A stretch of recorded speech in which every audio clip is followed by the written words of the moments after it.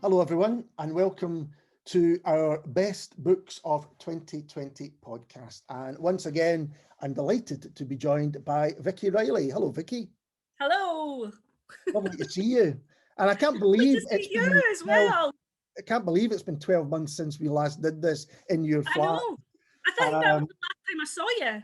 Yeah, it probably was. And a different time. A different era. Feels that way. But there's still been a lot of great books put out this year. In fact, it's been a brilliant year for books, Scottish books, I think. I know, I agree with you. I think it's been a totally vintage year this year. So even though there has been a lot of misery and a lot of depression, there was an element of me that was kind of like, but that as well. So thank God we had something to temper all the all the misery.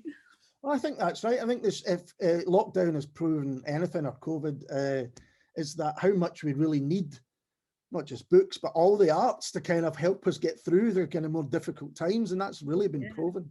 Oh yeah, totally. I think I might have, without music and books this year. Well, I mean, what do people do if they're not interested in music and books? I just can't even imagine. So how we're going to do this is that we're each going to take it in turns to look through 10 of our best books from the year. They might not be the 10 because there might be some crossover, which we'll come to when we talk about things, which we have discussed beforehand. So there are 20 books being discussed.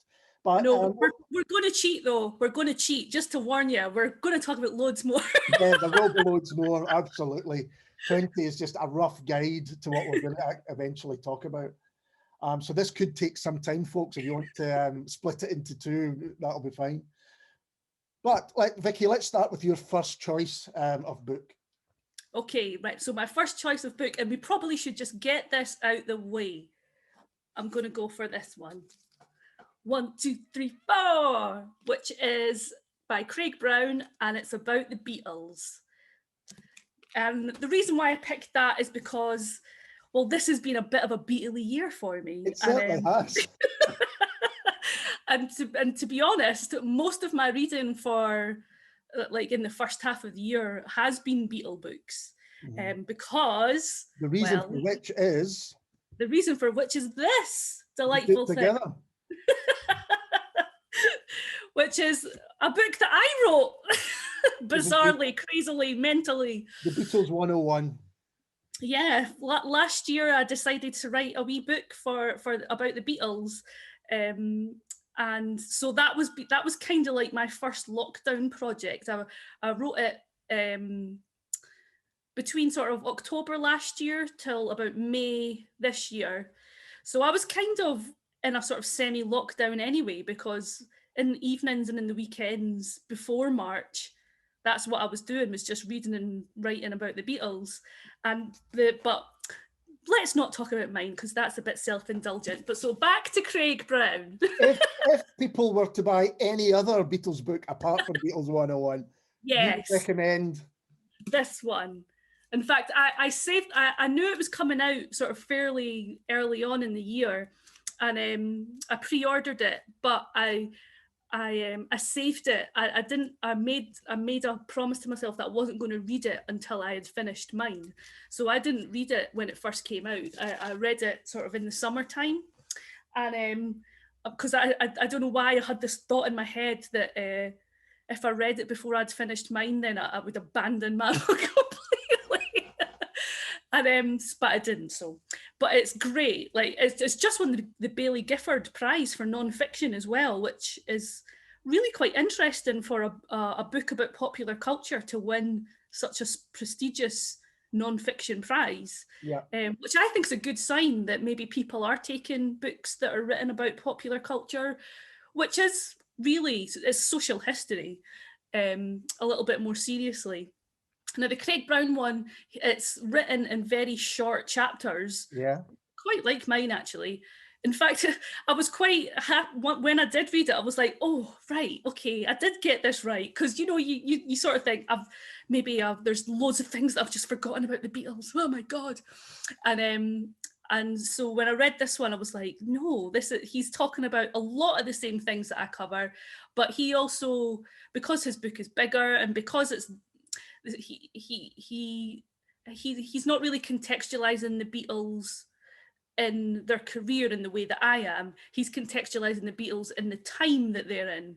So it's mostly it's about the 60s as well as the Beatles, and it's about being a fan, as well as being about the Beatles, and it's about all the different kinds of people that have flitted in and out of the Beatles story as well as the Beatles. So it's a little bit different from mine. That mine's is very sort of just sticks to the band really, but his sort of has tentacles that go out everywhere. It's a book though, I have to say, that has split Beatles fans. Oh, really? Yeah. A lot of Beatles fans are not fans of this book. Is there a spoof aspect to it? Well, I mean, he is a private eye writer, so there's there's a little bit of satire in it, and I wonder if that's maybe what the issue is with some of the writers. He puts himself in the story a little bit, which I didn't mind. I don't mind that at all. So as well as talking about the Beatles phenomenon, he talks about the Beatles' impact on the world and culture. So there's chapters strewn throughout it where he goes to Liverpool and he visits the sort of the National Trust houses of John's and Paul's that are now run by the National Trust, and so he can be a little bit snide about that because you know he kind of sort of has a wee dig at the sort of computer says no mentality of the rules and regulations that you've got to follow when you're there and visit them, and just which, you know, maybe people would see that as ungenerous, but at the same time, I think it's a valid point to make that is such a computer says no kind of provincial, hate that word, but I'll use it anyway, way to celebrate the Beatles an actual tribute to them, because the Beatles themselves were not computer says no. They were they explored, they were curious, they were international, and so I wonder if maybe he was trying to hint at that rather than just sort of pointing and laughing at the provincials. Mm-hmm. So there's he's not very nice about Yoko either. I don't think he really respects her as an artist. I mean, I really like Yoko. I'm a big Yoko fan. I don't think he's a big fan of John as well. And, you know, he's probably, out of all the Beatles, he is the most flawed human being out of them. So, like, again, I know that folk have issues with him. I don't mind people criticising the Beatles. I think the Beatles are strong enough and big enough and to take it. And if they do it with wit, and if they do it with or something, then it makes me laugh. So I didn't mind so much the snark. We're only in the first book, and already I'm going to take a little detour. I know, sorry. No. But you know, what I'm going to say is, I was supposed to be chairing Craig. Of course, yeah. And unfortunately didn't get to do that because of COVID and everything that came around it. And that, of course, iWrite was just beginning, literally just beginning, when the world kind of stopped, or at least the UK stopped. In fact, I've got it here. One of the few people that was there was Ian Maloney doing the only gaijin in the village. He came over, bless him, all the way from Japan to do a whole load of tours and looking at the book, and he managed to do an iWrite event. He was the only one. He was one of the few people on the first night who did an iWrite event, and then I think it was closed down the next day. And it is a regret of mine not to have chaired Craig, because I do like his writing. I think it would have been fascinating. Yeah, I mean, I could bang on about this book and the Beatles forever and ever and ever, and I know we've only got a wee bit of time, but I like the fact that he plays with the history as well. He does sort of sliding door moments, and he sometimes plays a little bit with the facts to make the narrative a little bit better. But, you know, the Beatles did that too. The myth and the story and the narrative of the Beatles is such an elastic thing. And A lot of again, music fans don't like that. A lot of music fans want to know the absolute facts and, you yeah, know, the names and the numbers of their albums and all that stuff. They don't want, you know, flights of fantasy, unfortunately, because that's yeah, what musicians tend to do. yeah, yeah. Well, Um, I like both. I can, though I'm not. I mean, I'm not very good at remembering the facts. That's why I'm terrible with names and dates and things like that. But I do like knowing everything, and but I do like people that play with the Beatles story and the Beatles mythology as well. I'm not. I like any kind of exploration of what the Beatles might mean to culture. and should say before we go into my first book that in case people are going, Craig Brown's not Scottish. What we've done, what we've It's done not with that this book, Craig Brown. It's a different Craig Brown. Craig Brown, yeah, it's not our manager, our Craig. The way that we're doing it is my 10 are Scottish, but Vikki is picking the 10 books that she liked best in the year, which is absolutely the right way to do these things, rather than kind of try and push things into categories. Talking of which, this book actually came out in 2019, so I don't know why it's, no, I do know why it's going to You're be. being elastic with the truth too. Yeah, exactly. It's Stuart Ennis's Blessed Assurance. And it's, we didn't talk about it last year, even though it came out at the very end of last year. It's a fabulous read. It's a novel. It's set in the village of Kilhaw, which is a kind of, fictional village, and it kind of goes into that tradition of a supernatural or psychological, and the negative effects of religious fundamentalism, which, you know, we know so well in this country. It's Stuart's use of Scots in the book which really kind of captures me. It's, you know, in the first few pages he talks about blether and bahookie and, you know, all these fantastic words which really set the place. And he's got a great way with characters. There's a preacher called Benjamin Much, who Yeah. Joseph, the central character, kind of starts to base himself on, almost like a mini-me. He gets the tweeds and the tie and all this kind of stuff. And his kind of a fundamentalist grandmother who kind of has twisted his brain. That's a good band name. Fundamentalist grandmother, absolutely. I just loved it. I loved it as a book. It took me back to my own childhood, which wasn't really similar, but there were aspects of it that were similar. And that idea about kids going out to play and the dangers that are out there if you're not careful. And just the joys, but also the fears of growing up, which is kind of what it's about. Yeah. It's a fantastic read. Yeah, I've only read I think I've read up to the bit where he sees the preacher for the first time, and he has like this sort of thunderous effect on him, and it is a book that I've been meaning to get to and read this year. I've not managed it. As I say, like things that were released late last year or early this year, I'm just getting around to now because of my whole Beatle adventure. But yeah, from what I read, it sort of reminded me of like New Year stories and like just gathering round, and I can imagine, you know, it's just one of those things. You can just imagine that the stories that are told in this book become legend, and the stories. Yeah, and there's a lot about friendship and family, and he believes that everyone's a sinner, and he wants to be saved, and he fears that he's not going to be saved. And yeah, the kind of effects that religion can have on a really kind of vivid young imagination. It certainly affects Joseph. It's a terrific read. I can highly recommend it to anyone who ever grew up in Scotland with a little bit of religion kicking around, because I'm sure it did affect us all in some way. I should say it was published by Vagabond Voices. Yeah. And to me, don't you think it would make a really good like Sunday night TV show or something like that? Like yeah, really, absolutely, it could do. Yeah. A BBC One, a 9 o'clock drama. Yeah. Yeah. Okay, what's your second book, Vikki? Well, if we're going to keep on with Scottish debuts, I am going to pick, obviously, Shuggie Bain by Douglas Stewart.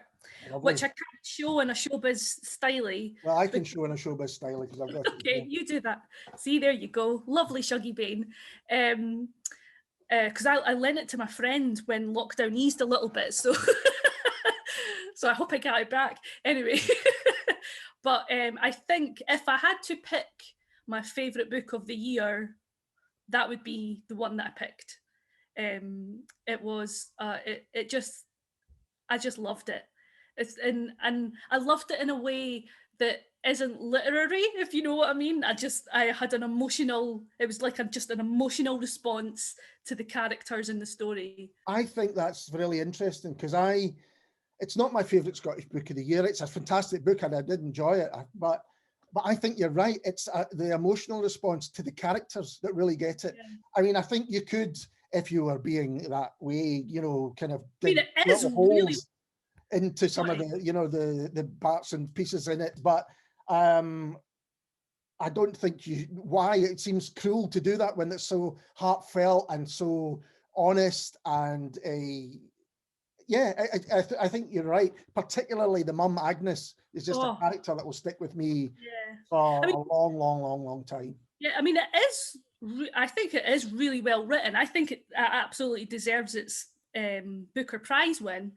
I can't believe it's a debut, because as soon as I started reading it, I felt the voice was so confident and so assured, and there was a calmness to the relation of the tale as well, that it just didn't read to me like a debut, where sometimes in a debut you might get like a little hint of self-consciousness in the writing, or maybe like a sentence, or like people get a little bit overwrought in their metaphors and lyrical aspects and all that kind of thing. But there was just such a cool calmness to the way he wrote, and yet, as I say, it just wrung you through you were put through the ringer emotionally, because I mean, Agnes, she what an amazing character, and what she signifies as well as somebody who, she doesn't even have, like, it's not as if she has like big dreams, big like like just like dreams that are impossible. Yeah. She just wants a good life and some excitement and real meaningful love. And that's not like wanting to be a gazillionaire. That's not like wanting to be a superstar. These are desires with people that are actually pretty ordinary. Yeah, absolutely. And yet, because of her life and the circumstances that she finds herself in, it's impossible for her to find. And because it's impossible for her to find, the same thing is true for her children, like Leek and Shuggy, and I forgot the daughter's name. I mean, Leek as well. He's kind of like a supporting character, because it's really the story between Agnes and Shuggy. Agnes is the mum, Shuggy is the young son who idolizes her and looks after her and cares for her, but is also unsure of the adult world completely, and no wonder with the adult world that he has around him. But Leek as well, like, he has skill, he has talent, he has like these artistic leanings, and he just doesn't pursue them because there's no way he can. And that's the sadness of it. It's an incredibly sad book for a lot of it. A very difficult read in places. I have to say, it took me a little while to kind of get into it, and I think that was because there was something about the voice I didn't, click into straight away, and it was only once I really started investing in the characters that, like you, kind of fell in love with them, and by the end was completely hooked. But I think what you said right at the beginning, it's an emotional response rather than a literary one, and I think that's very interesting that it won the Booker a literary prize, because there's something in that, the strength of that, which a lot of people just, no matter how skilled a writer they are, they could never get that sort of reaction. I know that's a skill in itself of writing that is not easy to do. A lot of commercial fiction writers have it, and that's why a lot of commercial books go on to like sell millions and billions and trillions. but it's definitely a skill that's undervalued because the writing feels effortless. It doesn't feel written, if you know what I mean. I wonder if that's you say it's his debut novel, and I wonder if that's part of it. It's that, the kind of rules or the whatever that other people once, have written a few times, or maybe the themes that they fall into. He hasn't got any of that, because there is a kind of freshness to it that is really very, very rare, I think, in any book. Yeah, I'm so interested to read what he does next. Really, really interested. Absolutely. Well, my next one is A.J. Close, What We Did in the Dark. And it's now, talking of a literary writer, I know. A.J. is just astonishing. The way she kind of gets emotion into individual sentences and things like that is quite incredible. This jumps along about time. It's a romance between an artist and a young woman, and he goes to war, and it's like what war does to him, post-traumatic stress, and just this. It's heartbreaking, and another heartbreaking book, but there's a real kind of love story at the very beginning, and it's almost the reverse. It's how it falls apart over time and how he mistreats this young woman. It's based on Catherine Carswell, who wrote Burns biography, which splits Burns scholars, put it that way. But this is about her and her life, and it very much, it's set in the early part of the 1900s, and she is a kind of woman at a time, ahead of time, very modern, very assured, or at least that's how it appears to other people, and marrying this a man, and she puts all her hopes and dreams and really fights for the relationship to work, even when she kind of knows in her heart that it's not going to work. But for me, it's all about AJ's writing. I just think she's one of the very best. Yeah, that's another book, because it was released at the sort of in springtime, that I've not quite got around to. Though I've read bits of the start of it, and I totally get what you mean about the writing of the beginnings of a love affair. That whole sort of noticing and oh, did that mean that, and what did that look mean, and just the way that sort of all plays out and things like that. And so I'm really looking forward to going back to it and reading the whole thing. It kind of lifts your heart, and she really writes beautifully about that kind of first rush of love and all these things. And then you're beginning to see it just before that things are just not happening anymore. And there's reasons for it, but it's a fabulous read. Yeah, that's What We Did in the Dark. AJ Close. It's funny, like it kind of. Oh, sorry, I totally spoke over you there. Sandstone Press, it's by. No, it kind of reminded me a little bit too of the Muriel Spark story. Yes. Where you've got a young artistic, curious woman who knows that her options are limited if she wants to be able to break free from the life that they've known, the sort of domestic life that they've known before, and they think that marriage is going to be the answer to this, especially marriage to maybe somebody that's a little bit older and a little bit more exciting, and then it just doesn't work out in the way that they thought. So it'd be like knowing a little bit about Muriel Spark's life. Again, that's why I'm looking forward to and because I don't know that much about Catherine Carswell. I've got the Robert Burns book, but I've not read it, but I would like to read more of her stuff as well. I think the Robert Burns book's very worthwhile reading, definitely. But I would read AJ Close's thing first, definitely, before you did that. So, Vikki, your next one. What are we on to? What are we on to? Okay, let's go for some poetry. Yes. Which isn't like me, I have to say. Poetry is kind of a little bit of a blind spot to me, and I think it's. I wonder if it's connected to the fact that I have a terrible memory. Because I can never remember titles of poems, and so they all get mixed up, and so you don't know which one meant anything to you and all that kind of thing. So this year was the centenary year of Edwin Morgan, first Scottish maker. So there was a lot of celebration all around Edwin Morgan this year. And one of the celebrations was that Polygon brought out this brilliantly cute and lovely box set of themed sort of mini collections of Edwin Morgan poems. So in this little box you've got 5 books that are all on a theme.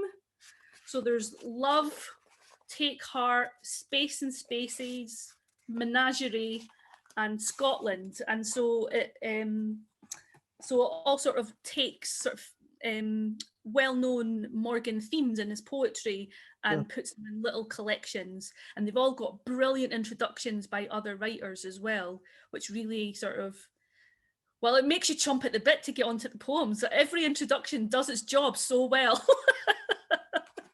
Now, I think the Morgan celebrations were one of these things that were really hit by world events because there was so much planned. I did some work on the Edwin Morgan 100 website, and there was a lot of stuff that had to be moved online, and some terrific stuff as well. But there's no doubt that what was planned with conferences and things like that, which had to be shelved, and that was such a shame. But I'm looking forward to reading that collection because I think it looks fantastic. It's just great because, and weirdly, even though it totally dented in his celebrations, I hope that he gets those celebrations in some form, and because he deserves it. Yeah. Those were, like, as I say, I don't read a lot of poetry, but reading Edwin Morgan, and I read it around about sort of April, May time. They were exactly the poems that I needed to read at that time when we were all feeling a little bit sort of lonely or anxious or just a little bit unsure about what was lying ahead for us all. And because his poetry is just, he seems like my kind of guy, does Edwin. I really would have liked to have known him. Well, I always think of him as the kind of poet that people that don't like poetry like. That, Yeah. and that's, even folk that would say, oh, I don't really like poetry, but they've got a favourite Edwin Morgan poem. And at least one, and it might have been just something that they read at school, but it stuck with them. He's got that kind of power, definitely. Yeah, like his poems are, I mean, I don't know him, but he strikes me as somebody that likes people. Yes, absolutely. And so his poems are just shot through with such generosity about humanity and what we are all our behavior and all the things that sort of make us who we are and are strong.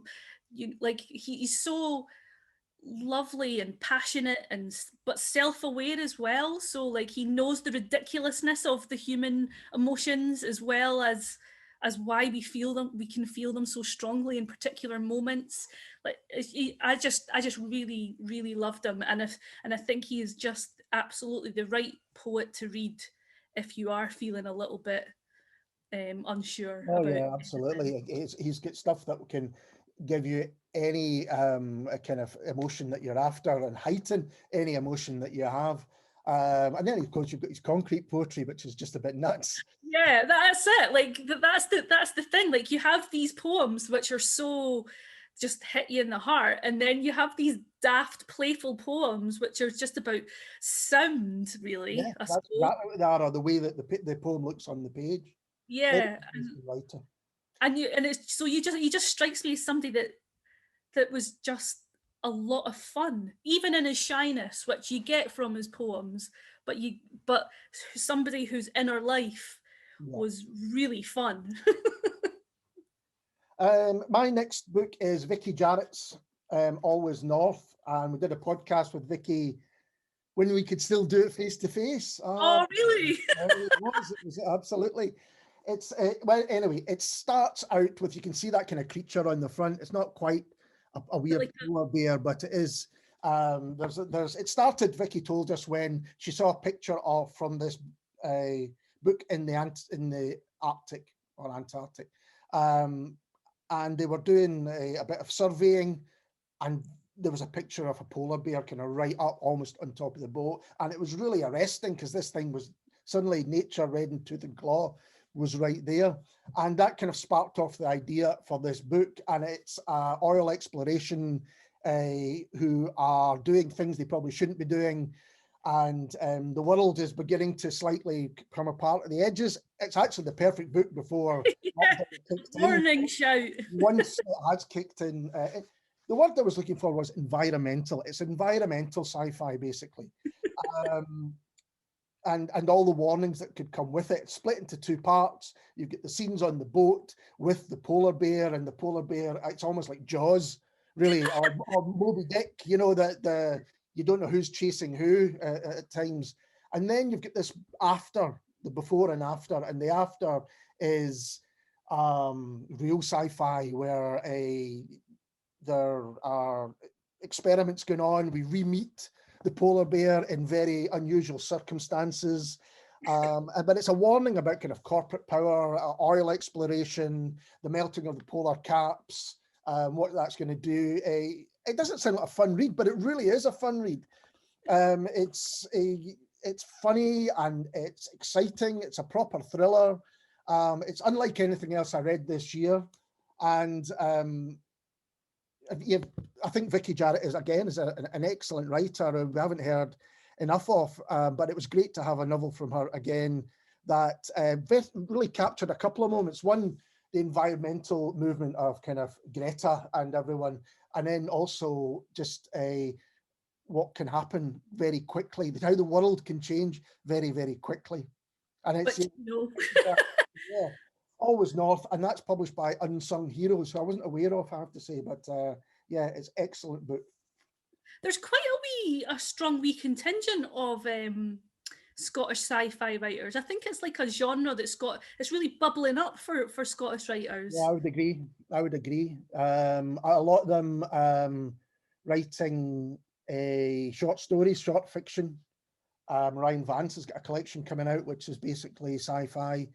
And yeah, absolutely. And I see some of Kirsty Logan's short fiction heading that way as well. Yeah, and well, we've got our very own. In fact, I'm going to talk about another one in just a minute. So it definitely is something that's going to be happening. So what's your next fourth choice, Vikki? Well, for Always North kind of seems to me that books that are sort of speaking to the time that we're living in at the moment. So I'll speak about a non-fiction book that I read this year. Well, I listened to. I read a lot of books on audiobook this year just because, I don't know, being at your screen for a lot of time when you're working from home, and sometimes, after work, the last thing you wanted to do was really concentrate on words on a page. So I listened to a lot of audiobooks this year, and one of them is called Humankind by Rutger Bregman. Right. Which came out probably around about the beginning of lockdown 2. It was quite early on in the year, and it did get a lot of fuss at the beginning of lockdown because it was kind of getting touted as a book that'll get you through lockdown, because the premise of it is that the notion that human beings are at essence selfish is completely wrong. And really the truth of it is that human beings are inherently kind. And so this is a non-fiction book by a sort of philosopher historian from the Netherlands, and where he lays out arguments for the premise that we are all basically kind. And so it takes you through history, like really like prehistory, like how our evolutionary history, about how kindness actually helped evolution rather than how survival of the fittest wasn't really about every man for himself, but about how communities were actually the essence of how we evolved. And then it goes on to talk about famous psychological experiments and things, because obviously when you do talk about human nature and its capability for evil, the thing that comes up is the Holocaust, and you're just like, well, you know, once we hit the 20th century and the Holocaust happened, then how could you ever say that no, we are a kind species? And so a lot of the psychological experiments after the Holocaust, which became quite well known, were sort of trying to prove that, you know, that sort of whole just following orders thing was actually the real sense of human beings. So it talks about like the Stanford prison experiment, and it was also the, you know, the other famous experiment, I can't remember the name of it, but the one with the electric shocks. Have you heard of that one? Yeah, vaguely, yeah. Yeah, it's where they had, it was ostensibly meant to be a memory experiment, but it was actually to see how far folk would give an electric shock for. Anyway, They do that in The Simpsons, don't they? There's an episode of The Simpsons give each other electric shocks, and they start doing it longer and longer. Yeah, I think that was based on shut up, Bart. But what he does is he interrogates the folk that ran the experiment. And it turns out that those experiments, the people that ran them, there was a lot of false narrative about those experiments and about the people who took part and about the findings and the way that the people running the experiment pushed people to do certain things and all that kind of thing.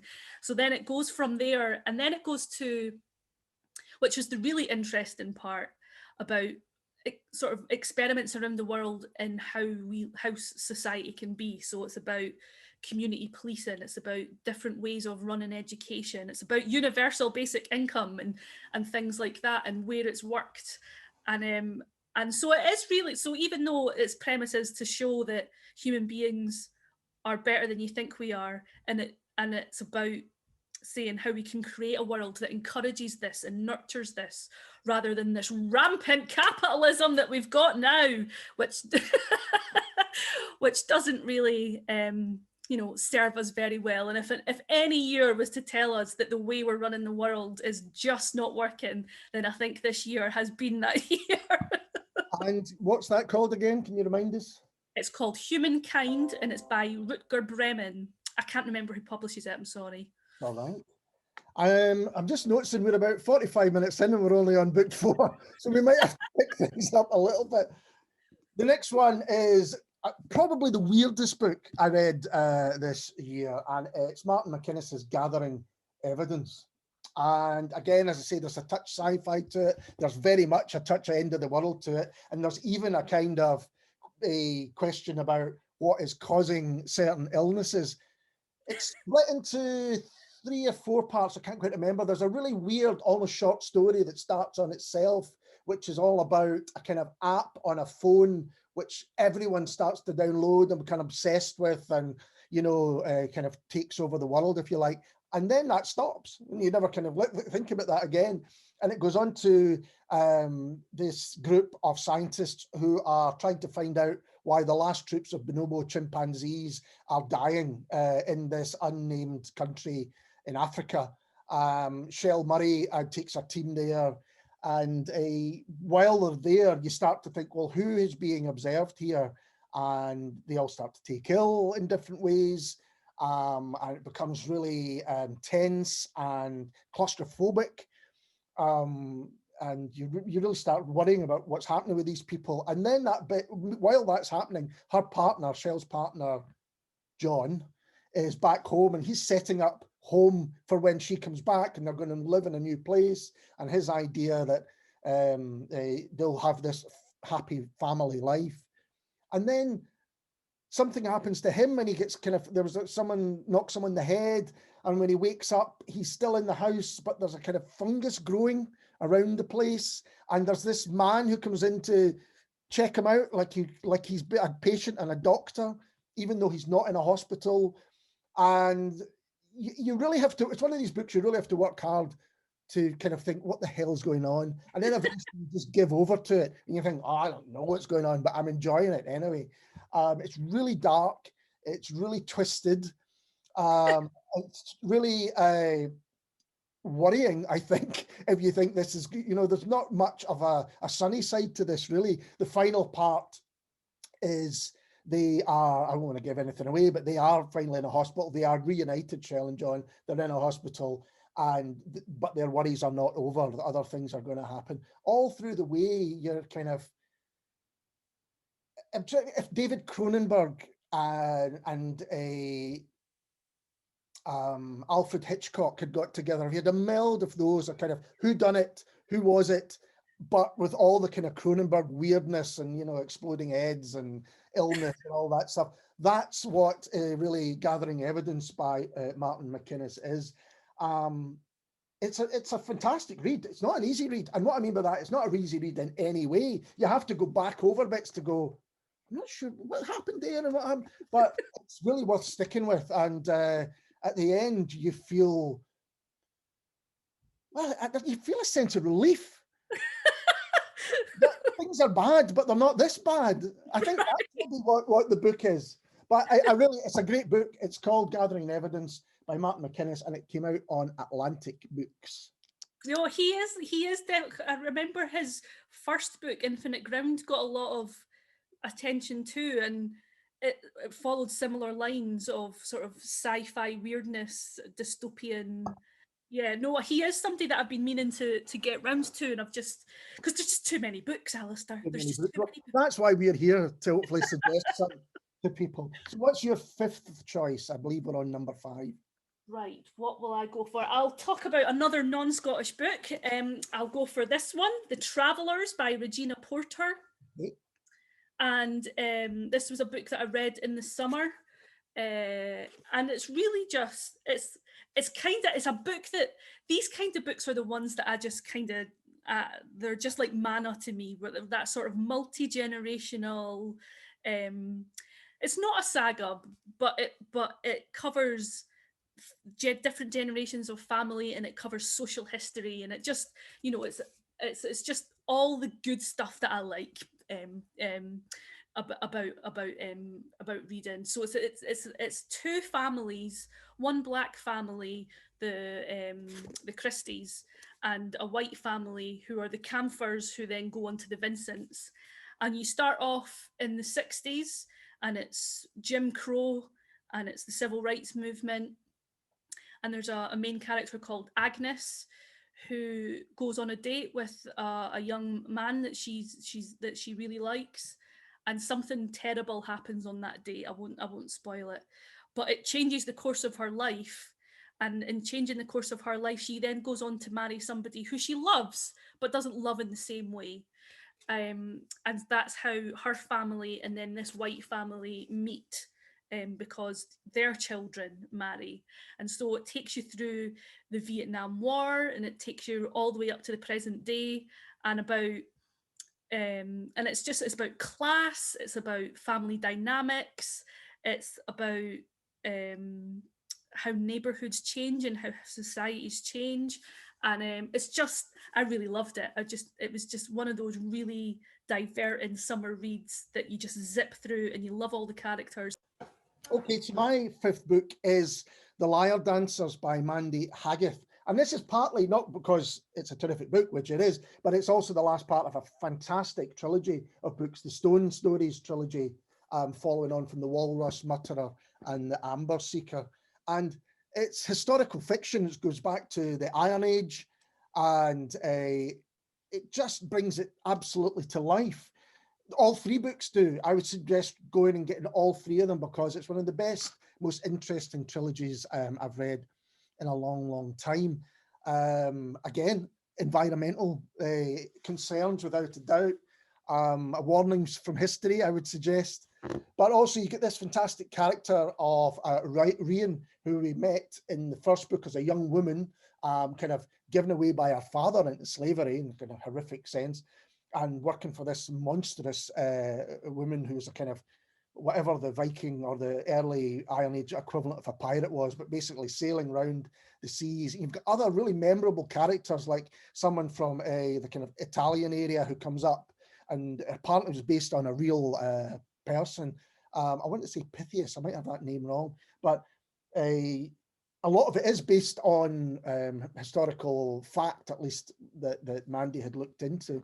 But it's almost like Game of Thrones, but without those pesky dragons.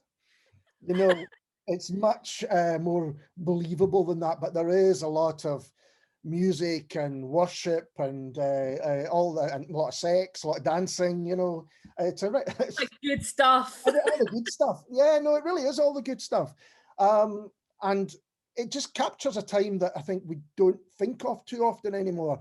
This Totally. would make a great TV companies were looking for, you know, something to follow on from Vikings and Yeah, maybe if you've had enough of Outlander, you could you could go on to that one. yeah, no, it's a great trilogy. So this one's the Liar Dancers, but it's part of the Stone Storage trilogy, and it's Mandy Haggeth, and that is from the fantastic Saraban books, as we know. Yes. No, I saw her doing an event earlier on this year, and she was brilliant, and she totally made me want to read the trilogy. So it's definitely something that I shall investigate Yeah, later. we did a podcast with Mandy as well, and she was great, great company. Yeah, she's really good at speaking about her books. What's my next one? Your next one. What is my next one?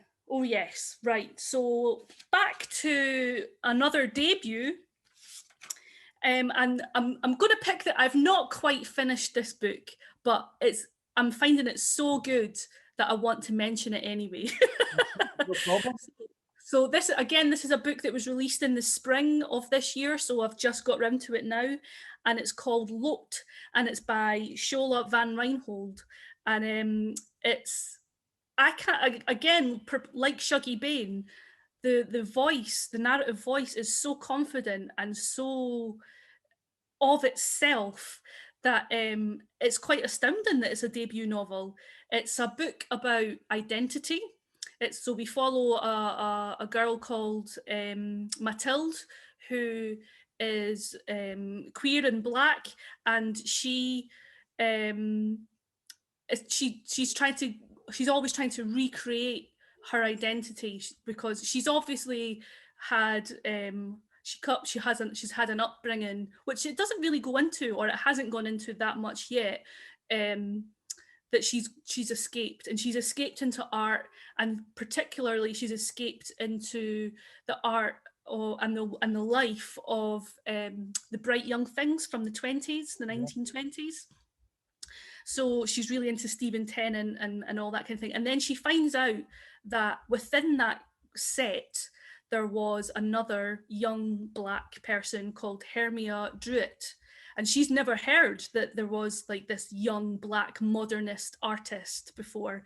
So she wants to know everything about this artist and her life stories, and she goes off into these sort of, she calls it transfictions, which is where she sort of goes into this place where she daydreams the life of Hermia Druitt and what happens to her and all that kind of thing.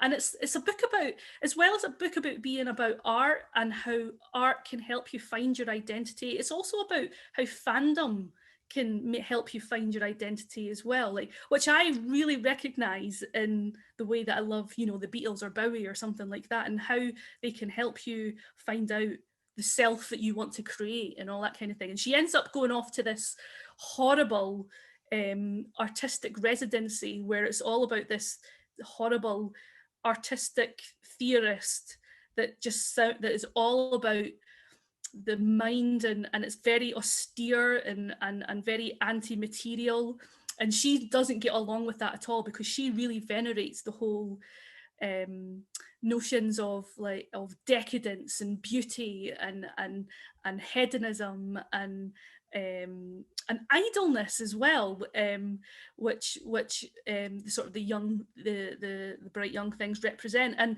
it really like explores that really well as well. It's like, you know, we venerate those people that have those decadent idle lives from that era. They're from aristocratic background, and yet for a working class black queer person to be able to themselves have that kind of lifestyle, you know, most people frown upon working class idleness, where most people frown upon, you know, black decadence and all that kind of thing. So it explores that really, really well. And it's a really rich, heady book with loads of ideas, and I'm really, really, really enjoying it.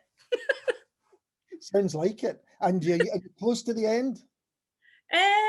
Again, I'm listening to it rather than reading it. So I think I've got about 3 hours left. So she's just met this this friend. She's just made a friend in this place, who is like her and who knows about Hermia Druitt, and so they're just sort of heading off into their investigation. Hermia Druitt doesn't actually exist, so this is the kind of weird thing as well, is that it plays with fact and fiction, because there's real people in it, real historical figures in it, as well as these imagined ones. So, and as somebody that doesn't quite know a lot about the bright young things, I don't know who's real and who isn't. So I'm going to do a lot of investigating after I've finished it. Well, my sixth book is The Strange Book of Jacob Boyce by Tom Gillespie, which, yay, well, I mean, this came out the blue. I just, Tom was kind enough to send me a copy to read, and I was absolutely blown away. I still am. I still think, wow. So you've got this character of Jacob Boyce, Dr. Jacob Boyce, who works up at the University of Glasgow, and his wife goes missing, and the police kind of just say, well, there's been a marital dispute and don't bother. In the meantime, he is going to, I don't think it's named as the Kelvin Grove Art Gallery, but it's the Kelvin Grove Art Gallery. They sit and watch this painting day upon day. He's obsessed with it. He is making constant notes in his notebook. He is trying to spot changes, whether changes happen in it. It's a really odd premise, and it's a really gripping premise, and it combines kind of love of art and maths and philosophy, and again, all the good stuff. Maybe not maths. But the way, to be honest, the way that Jacob does it, you know, there's certain people can write about these subjects, and it just kind of takes on something, you know, that kind of beautiful mind thing. You go, oh, there's something going on here that I do not understand. But anyway, it takes him to Spain to kind of follow up on the other paintings, where he meets, and you start to think again, the supernatural versus the psychological. It's definitely got its kind of roots in things like Justified Sinner and some James Robertson books and things like that. Yeah, it's trips to Barcelona and Madrid, and increasingly you start to think, what's he imagining?